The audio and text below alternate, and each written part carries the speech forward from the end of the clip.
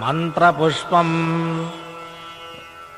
ॐ धाता पुरस्ताद्यमुदा जहार शक्रप्रविद्वान् प्रतस्य तस्रः तमेवं विद्वानमृतयः भवते नान्यः पन्था अयनाय विद्यते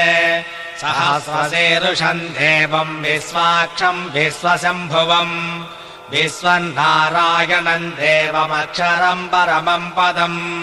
विश्वतः परमान् नित्यं विश्वन्नारायणगुं हरिम् विश्वमेवेदं पुरुषस्तद्विश्वमुपजीवते पतिं विश्वस्यात्मेश्वरगुं शाश्वतगुं शिवमच्युतम् नारायणं महाज्ञेयं विश्वात्मानं परायणम् नारायणपरो ज्योतिरात्मा नारायणः परः नारायणपरं ब्रह्म तत्त्वन्नारायणः परः नारायणपरो ध्याता ध्यानं नारायणः परः यश्च किञ्चिज्जगत् सर्वं दृश्यते श्रूयतेऽपि वा अन्तर्बहिश्च तत्सर्वं व्याप्य नारायणस्थितः अनन्तमव्ययं कविगुं समुद्रेऽन्तं विश्वशम्भुवम् पद्मकोशप्रतीकाशगुं हृदयं चाप्यथोमुखम् अथो निष्ट्यापि तस्यान्तेनाभ्यामुपरितिष्ठते ज्वालमालाकुलं भाते विश्वस्यायतनं महत् सन्ततगुं शिलाभिस्थलं वत्याको ससन्निभम् तस्यान्तेषु सरगं सूक्ष्मं तस्मिन् सर्वं प्रतिष्ठितम् तस्य मध्ये महानग्निर्विश्वाच्यर्विश्वतोमुखः स्वग्रभुग्युवजन् तिष्ठन्नाहारमजरः कविः श्रियगोधमदस्यायैरस्मयस्तस्य सन्तता सन्तापयति स्वं देहमापादलमस्तकः तस्य मध्ये वह्निशिखा अणीयोर्धा व्यवस्थितः नीलतोयतमध्यस्तादुज्ज्वल्लेके भास्वरा नीवारशोकवत्तन्वी पीतावा स्वच्छणोपमा तस्या शिखाया मध्ये परमात्मा व्यवस्थितः स ब्रह्म स शिवः स हरिश्चेन्द्रस्वक्षर परमस्वराट् योपां पुष्पं वेद पुष्पवान् प्रजावान् पशुमान् भवते चन्द्रमा वा अपां पुष्पम् पुष्पवान् प्रजावान् पशुमान् भवते एवं वेद योपामायतनं वेद आयतनवान् भवते अग्निर्वा अपामायतनम् आयतनवान् भवते यो अग्निरायतनं वेद आयतनवान् भवते आपो वा अग्निरायतनम् आयतनवान् भवते एवं वेद योपामायतनं वेद आयतनवान् भवते वायुर्वा अपामायतनम् आयतनवान् भवते यो वायोरायतनं वेद आयतनवान् भवते आपो वै वायोरायतनम् आयतनवान् भवते एवं वेद योपामायतनं वेद आयतनवान् भवते असंवैतपन्नपामायतनम्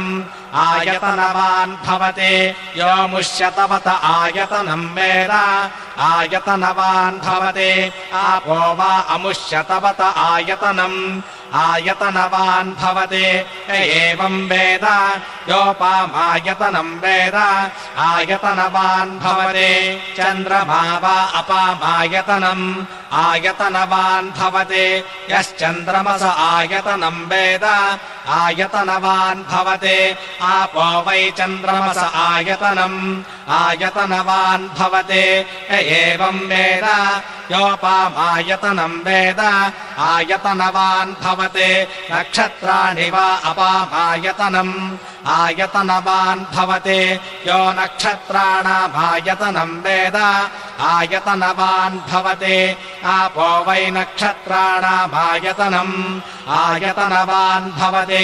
एवं वेद योपामायतनं वेद आयतनवान् भवते पर्जन्यो वा अपामायतनम् आयतनवान् भवते यः पर्जन्यस्यायतनं वेद आयतनवान् भवते आपो वै पर्जन्यस्यायतनम्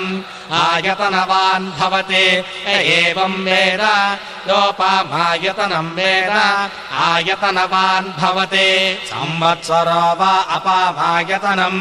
आयतनवान् भवति यः संवत्सरस्यायतनं वेद आयतनवान् भवति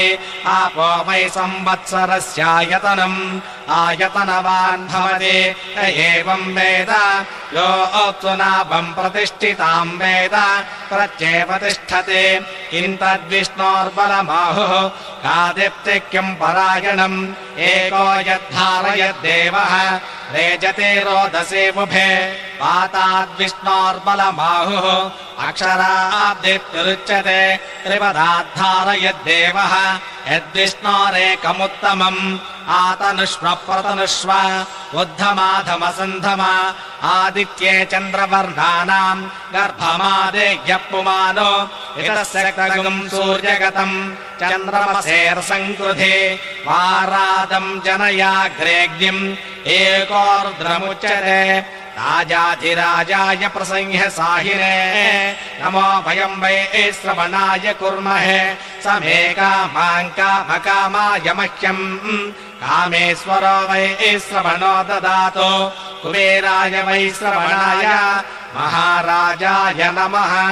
ॐ तद्ब्रह्म ॐ तद्वायुः ॐ तदात्मा ॐ तत्सत्यम् ॐ तत्सर्वम् ॐ तत्पुरोर्नमः अन्तःशरदिभूतेषु गुहायाम् विश्वमूर्तिषु त्वम् यज्ञस्त्वम् वषट्कारस्त्वमिन्द्रस्तगुम् रुद्रस्त्वम् विष्णुस्त्वम् ब्रह्मः त्वम् प्रजापतिः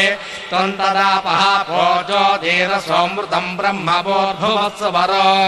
ईशानः सर्वविद्यानाम् ईश्वरः सर्वभूतानाम् ब्रह्माधिपतिर्ब्रह्मणोऽधिपतिर्ब्रह्मा शिवो मे अस्तु सदा शिवो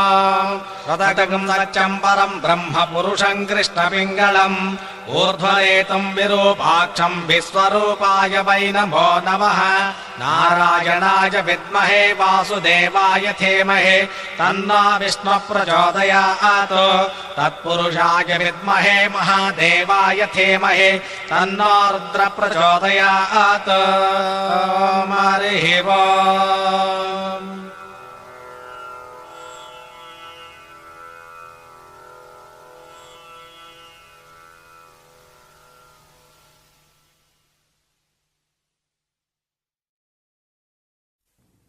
वृषशैलाधिप एव दैवतन्नः वृषभाद्रेश्वर एव दैवतन्नः फणिशैलाधिप एव दैवतन्नः भगवान् वेङ्कट एव दैवतन्नः श्रीनिवासः परदैवतन्नः श्रीनिवासः परमम् धनन्नः श्रीनिवासः कुलदैवतन्नः श्रीनिवासः परमागतिर्नः भद्राब्जे भाग्यलक्ष्मीः करतलकमले सर्वदा दानलक्ष्मीः दोर्दण्डे वीरलक्ष्मीः हृदयसरसिजे बोधकारुण्यलक्ष्मीः खड्गाग्रे शौर्यलक्ष्मीः निखिलगुणगणाडम्बरे कीर्तिलक्ष्मीः सर्वाङ्गे सौम्यलक्ष्मीः मयितविजयताम् सर्वसाम्राज्यलक्ष्मीः